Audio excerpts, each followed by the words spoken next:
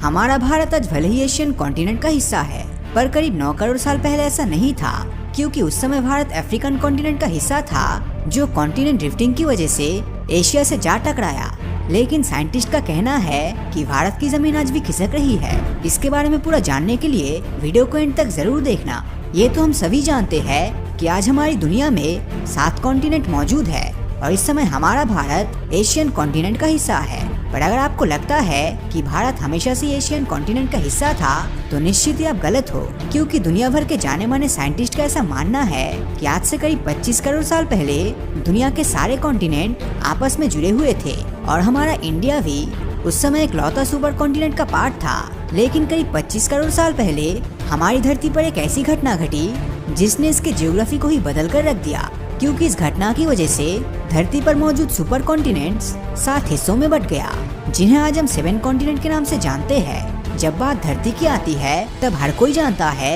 कि धरती के अंदर हर समय कुछ न कुछ हलचल होती रहती है, और वो इसलिए क्योंकि एक तो इसके अंदर मौजूद मैग्मा और लावा हर समय मूवमेंट करता रहता है, और दूसरी इसकी टेक्टोनिक प्लेट्स भी आपस में टकराकर खिसकती रहती है। दोस्तों, टेक्टोनिक प्लेट्स वो चीज है जिसकी हलचल से हमारी धरती पर अक्सर वोल्केनिक इरप्शन और भूकंप जैसी घटनाएं होती है। साल 1912 में मेटीरियोलॉजिस्ट एल्फ्रेड वेगनर की थ्योरी के अनुसार दुनिया भर के साइंटिस्ट मानते हैं कि जब धरती पर 7 कॉन्टिनेंट की जगह सिर्फ पैंजिया नाम का एक सुपर कॉन्टिनेंट हुआ करता था, तब उस दौरान धरती के अंदर इतनी भयंकर हलचल हुई थी कि उसकी वजह से पैंजिया सुपर कॉन्टिनेंट लॉरेशिया और गोंडवाना नाम के 2 पार्ट्स में डिवाइड हो गया था। दोस्तों, लॉरेशिया और गोंडवाना कॉन्टिनेंट के एग्जिस्टेंस में आने के बाद धरती पर बहुत से चेंजेस आए, साथ ही इसका क्लाइमेट भी पूरी तरह से बदल गया, जिससे धरती पर रेप्टाइल्स का जन्म हुआ। हालांकि इस तरह से जमीन के 2 पार्ट्स में डिवाइड हो जाने के बाद भी धरती के टूटने का ये सिलसिला यहीं पर खत्म नहीं हुआ, क्योंकि लॉरेशिया और गोंडवाना की जमीन के अंदर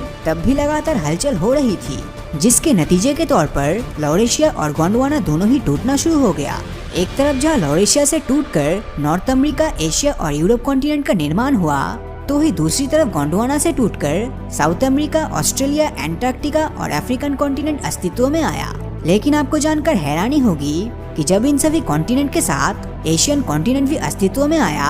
तब हमारा भारत एशियन कॉन्टिनेंट का पार्ट नहीं था, क्योंकि उस समय भारत एशिया की जगह अफ्रीकन कॉन्टिनेंट का हिस्सा था। हालांकि भारत और अफ्रीकन कॉन्टिनेंट का ये साथ लंबे समय तक नहीं चला, क्योंकि आज से करीब 9 करोड़ साल पहले धरती के अंदर दोबारा से हलचल हुई, जिसके बाद हमारा भारत अफ्रीकन कॉन्टिनेंट से टूटकर 10 सेंटीमीटर पर ईयर की स्पीड से एशियन कॉन्टिनेंट की तरफ बढ़ने लगा। ये रफ्तार भले ही आपको बहुत स्लो लग रही हो, पर कॉन्टिनेंट के लिहाज से ये बहुत ही तेज थी, और इसकी स्पीड का अंदाजा आप इसी बात से लगा सकते हो कि जब इंडियन प्लेट एशियन कॉन्टिनेंट से टकराया था, तब उनकी टक्कर इतनी जोरदार थी कि उससे हिमालय पर्वत का निर्माण हुआ। अब जैसे कि आप वीडियो की शुरुआत में ही जान चुके हैं कि धरती के अंदर बहुत सारी टेक्टोनिक प्लेट्स मौजूद होती है, जिस वजह से जब इंडियन सब कॉन्टिनेंट एशियन कॉन्टिनेंट से टकराया था, तब इन दोनों की जमीन के अंदर मौजूद टेक्टोनिक प्लेट्स आपस में टकराने लगी। शायद ही आपको मालूम हो कि 2 टेक्टोनिक प्लेट्स के टकराने से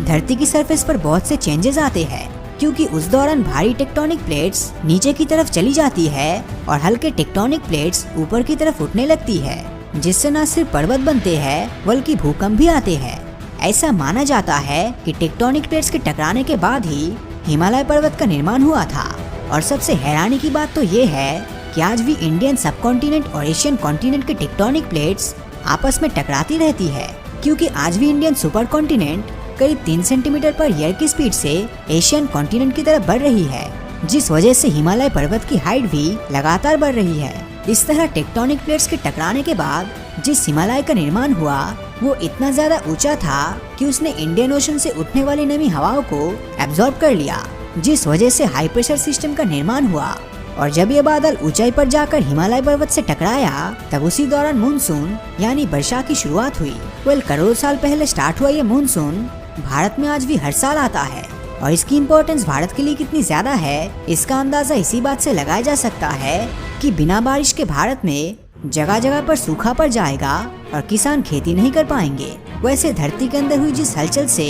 आज इंडियन सब कॉन्टिनेंट फल फूल रहा है, वही हलचल एक दिन हमारे लिए दिक्कत पैदा कर सकती है। और ऐसा मेरा नहीं बल्कि साइंटिस्टों का कहना है। क्योंकि उनके हिसाब से आज भी हिमालय के नीचे टेक्टोनिक प्लेट्स लगातार हलचल पैदा कर रही है, जिस वजह से इस रीजन में अक्सर भूकंप देखने को मिलता है। साल 2015 में जब नेपाल के अंदर भूकंप आया था तब वो इतना भयंकर था कि उसने आधे काठमांडू शहर को तबाह कर दिया था। साथ ही बिहार और उत्तर प्रदेश जैसे इंडियन स्टेट्स में भी कई बिल्डिंग्स तबाह हो गया।